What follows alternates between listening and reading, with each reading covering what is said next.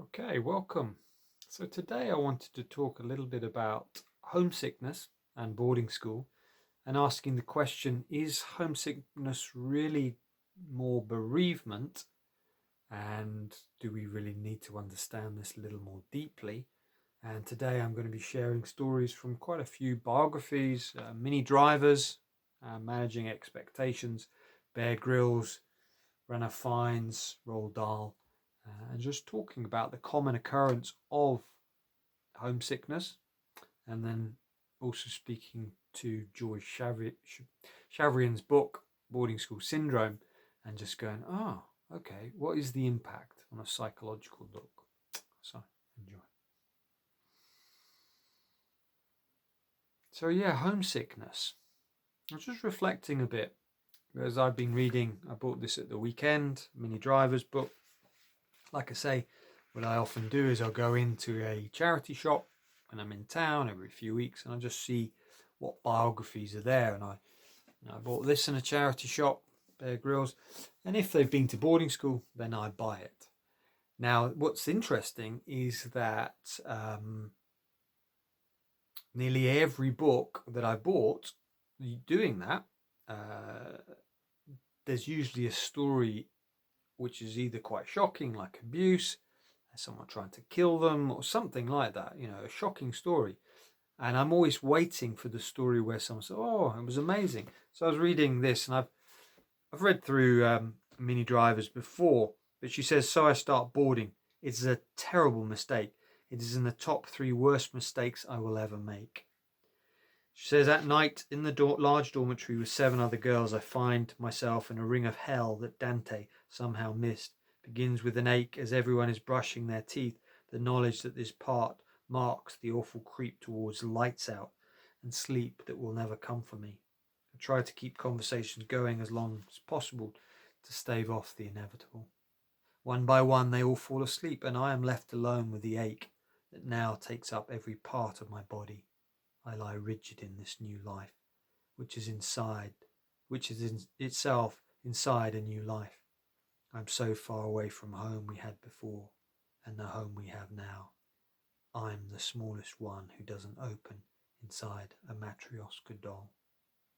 At 3 a.m. one night I raced through the pitch black corridors to get to a payphone, and I call my mother. She runs away one day. She goes to hide up in a tree, and the headmaster comes out and he says, I myself was very homesick as a boy. I understand how awful it feels. I wish that someone had noticed how sad I was, because then I wouldn't have been alone with it. So that's Minnie Driver. Bear Grylls, in his book Mud, Sweat and Tears, he says in here,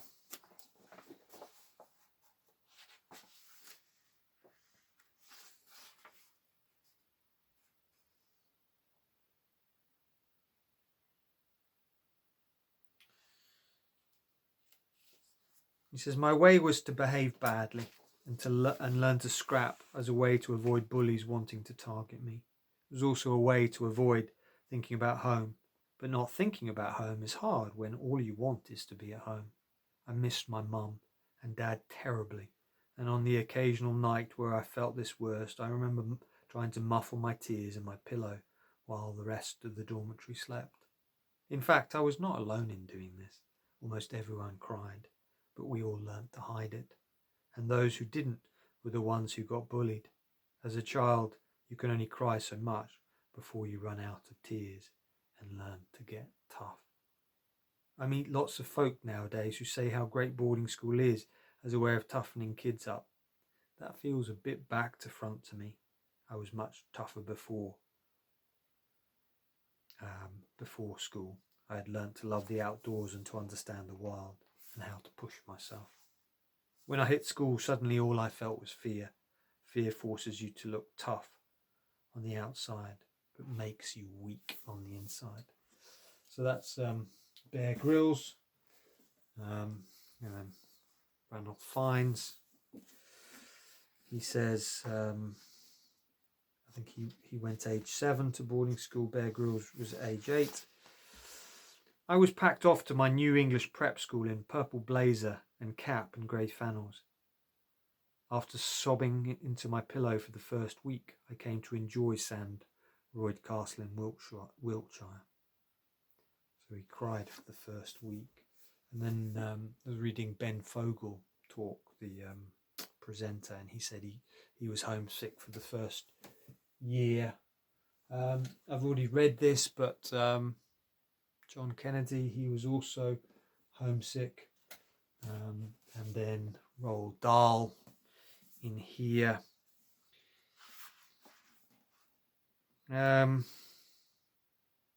Basically, I've probably told you this story before, but he feigned appendicitis. And he feigned appendicitis, having seen his half-sister operated on at home a few months earlier. He knew the symptoms and was sent home, where the local doctor in Landau quickly discovered his ruse. Another advocate of hardship is as essential to the empire-building spirit. He too reinforced Dahl's survival mentality. "I expect you're homesick," he said. I nodded miserably. "Everyone is at first," he said. "You have to stick it out. And don't blame your mother for sending you away to boarding school. She insisted you were too young, but it was I who persuaded her it was the right thing to do. Life is tough, and the sooner you learn how to cope with it, the better for you." And then the final one's Jeremy Paxman, and he talks about his brother, how his brother hated it, was very homesick, and he managed to run away. And indeed, sometimes my brother, Giles, who was having an absolutely wretched time, several times wrote letters home reading, "I hate it here, please come and take me home," which were torn up.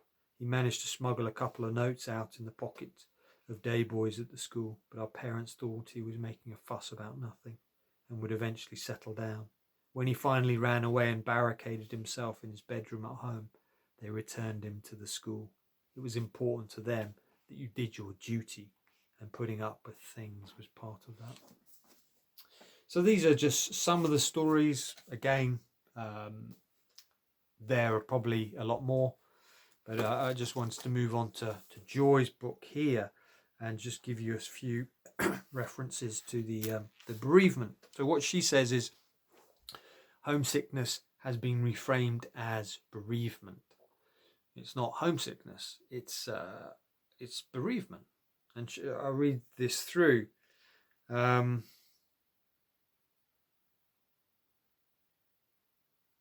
turn now to the psychological impact, not of brutality, but of separation on the development of the child. The premise is that the broken attachments of the first days in boarding school amount to a significant but unrecognised form of bereavement. Bereavement is a prolonged grief reaction to the loss of a significant person.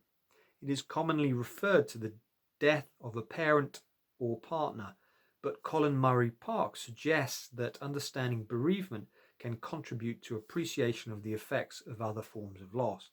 Therefore, the losses of the child sent to boarding school at a young age might well be seen in this light. Early boarding breaks intimate bonds and subjects the child to traumatic loss. This initial loss is significantly wounding, even for children living in the best of schools. The autobiographies of well-known writers attest to this, and in this chapter their words complement the material from psychotherapy. So that's the link to bereavement. There's essentially this being separated from your parents, this feeling that we have, this homesick, is actually bereavement. And then she also says here, the homesickness.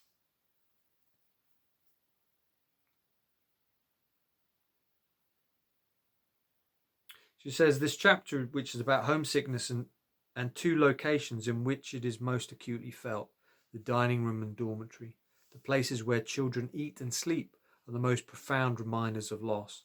These non-educational locations in the school are where grief may emerge with sometimes overwhelming intensity. Homesickness, as we have seen, is for the exiled child a form of suppressed mourning. The subject of the close-up focus of this chapter is children, their bodies and their developmental and emotional needs. The term homesickness encompasses complex symptoms of unprocessed grief. It is a sickness that occurs in response to loss of home. Consequently, many children are emotionally wounded, traumatized, exiled, homeless, and bereaved, grieving. The rupture in their primary attachments is devastating for some young children. Following that, the unremitting nature of the experience dawns with the realization that their parents are not returning. This state of loss at the time is often unspeakable. So yeah, just some reflections really about homesickness. Is, most of us felt this. I felt this when I was at boarding school. I remember going to see the teacher, say I feel homesick, and he would just say, "That's normal," And then I'd go back later, a couple of weeks later, so I'm homesick. That's normal, And so nothing was done. Nothing. No one really heard me. It was like they would just kind of brush us off, and yeah, I wonder how many others used to do that. And reading the biographies, you realise that most people really struggled and felt homesick. So yeah, some news. I've got. I don't have a podcast going live this Friday. I'm interviewing someone this Friday, Pete Hunt, who does the Privileged Man podcast. I'm being interviewed by him tomorrow. We have found a cinema for our premiere, which is going to be on the 1st of March. I will share details about how to get tickets. My sense is they're going to sell very quickly, so when they do come out, if you're based in London, please do get your tickets. It's going to be in a cinema. I think it's East End, reasonably central, easy to get to, be 2 in the afternoon, so it'll be easy for people to travel to London. We'll finish by about 4. We'll also do a question and answer and hopefully get some well-known faces in to do that, so that should be exciting. And then we'll do the online launch on the 15th of March. So things are coming together. So thank you for listening. And any questions, about homesickness? Did you feel homesick when you were at boarding school?